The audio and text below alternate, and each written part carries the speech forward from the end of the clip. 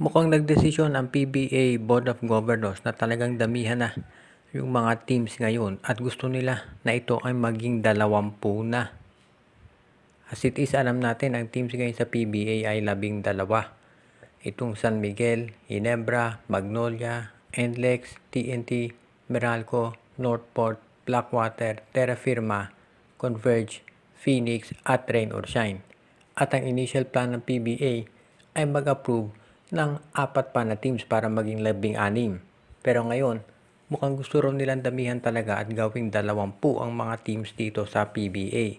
Dahil, unang-una kung titignan natin, ang nagiging problema kasi dito sa PBA, taon-taon, ang daming mga rookies na sumasali at yung mga veterano hindi na nabibigyan ng pagkakataon na maglaro.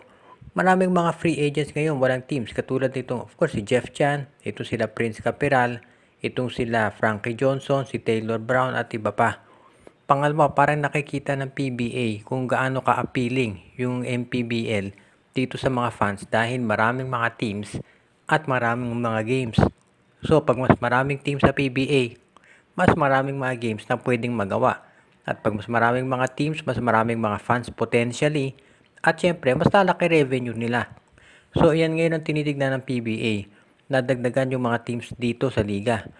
Bukod sa pagbili, dito, kaysa naman sa pagbili dito sa existing na mga teams, ang gusto ng PBA, yung mga kumpanya na sasali, ay magdagdag na lamang. So, para magiging 20 teams at para magkaroon naman ng balance, ay gagawa sila ng dispersal draft. At bibigyan din syempre ng mga concessions yung mga teams na gustong sumali dito sa liga.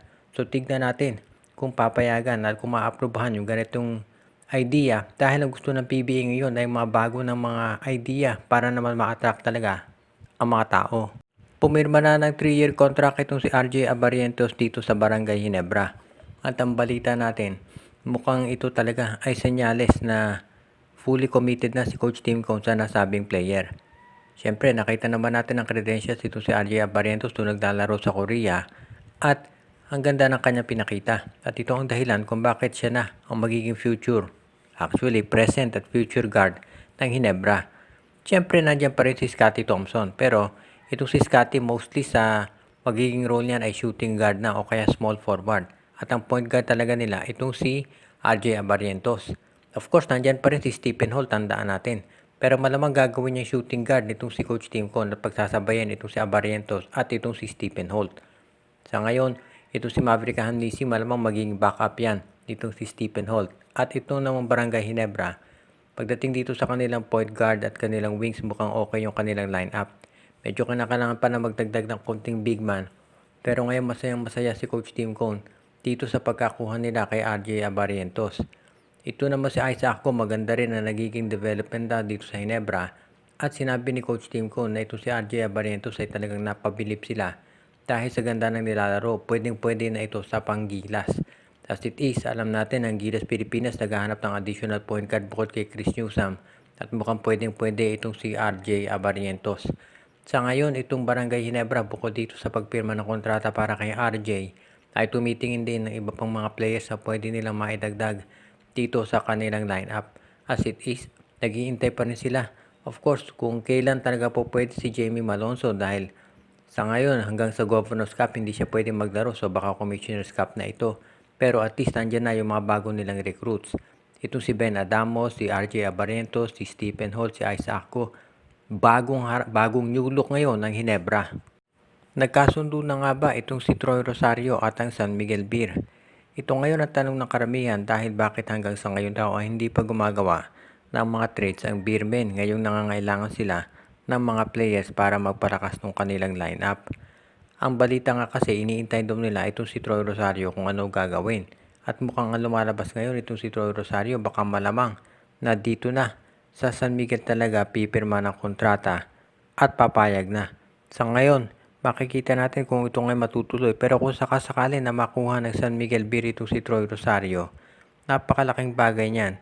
Dahil syempre siya kinakailangan ngayon nitong San Miguel Beer dahil ang laki na maitulong nito bilang isang power forward. So kung sakasakali na makuha ng San Miguel Beer itong si Troy Rosario, pwede na nilang gawing sa Philippine Cup na yung susunod nilang mga trades. As it is, ang maganda kasi dito sa ino-offer ng San Miguel Bay kay Rosario, well, malaki daw yung salary.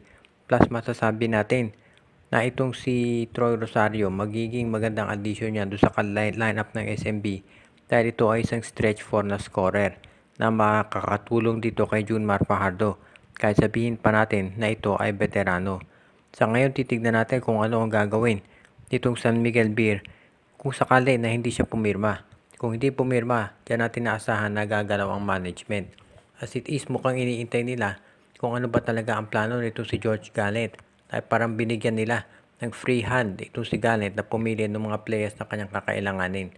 Asahan natin na kung gagawa ng trade ng San Miguel, makasasama itong si Vic Manuel dahil hindi na nga ito ginagamit ng San Miguel. Bukod dito, titignan din natin kung magkakaroon pa ng movement pagdating dito sa point guard ng San Miguel Beer na parang nakukulangan na yung maraming insiders pag tinitignan yung lineup ng San Miguel.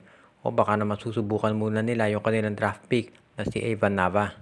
Para po doon sa mga nagtatanong kung bakit itong si Calvin Abueva ay hindi pa natitrade itong Magnolia Chicken Templados, kinakailangan lamang ng konti pang pasensya dahil itong Converge Fiber Xers ay gumagawa pa rin ng mga movements at pag-adjust dito sa kanilang lineup. Sa ngayon mukhang dito pa rin sa Converge ang magiging final destination nito si Abueva at ang pinag-uusapan na lamang ay kung sino magiging mga kapalit. Pwede kasing diretsahang mag-trade itong Magnolia at Converge o baka naman idadaan muna sa Northport itong si Abueva. Depende sa magiging usapan. Sa ngayon kasi itong Magnolia ready na i-trade si Abueva. Pero kinakailangan nila ng isang kapalit dito sa posisyon niya sa small forward. Kapag yan nahanap na ng Magnolia, asahan natin na matutuloy ang trade na ito. As it is, hindi naman daw nagmamadali Magnolia ngayon dahil nasa kanila na karamihan ng mga players na kanilang kakailanganin para maging isang competitive team dito sa darating na PBA season. Ngayon, ang gustong gawin itong Converge Fiber Access naman ay makuha kaagad si Calvin. Pero mukhang medyo marami pag-uusapan pagdating doon sa palitan ng tao. So yan ngayon ang aabangan natin dito sa Magnolia Chicken Templados at Converge Fiber Xers. As it is, marami din teams na iba pang may gusto kay Calvin, pero most likely ay dito na yan talaga kukunin dito sa Magnolia Chicken Templados at sila na ang magkakasundo. Yan na lang ang aabangan natin ngayon dito dahil mukhang wala na ibang movements na gagawin ng Magnolia. Pagdating dito kay Paul Lee, mukhang hindi na muna nila ito trade at titignan kung mag-work out yung posibleng tandem nito si Paul Lee at si Jerome Lastimosa. At yan ngayon ang pinag-aaralang mabuti ng management. As it is, ito namang si Gio Halalon, nandun na sa Northport, mukhang okay na siya doon. At ito si Xavier Lucero, maganda naman daw ang nagiging adjustment dito sa Magnolia Chicken Templados. At maganda yung nagiging chemistry dito sa kanyang mga bagong teammates ngayon sa Hot Shots. Shout out kay Joseph Pineda, kay Junjun, Angie, Patpat at B-Boy Matas, Joshua Giray, Espejo at Rosales family.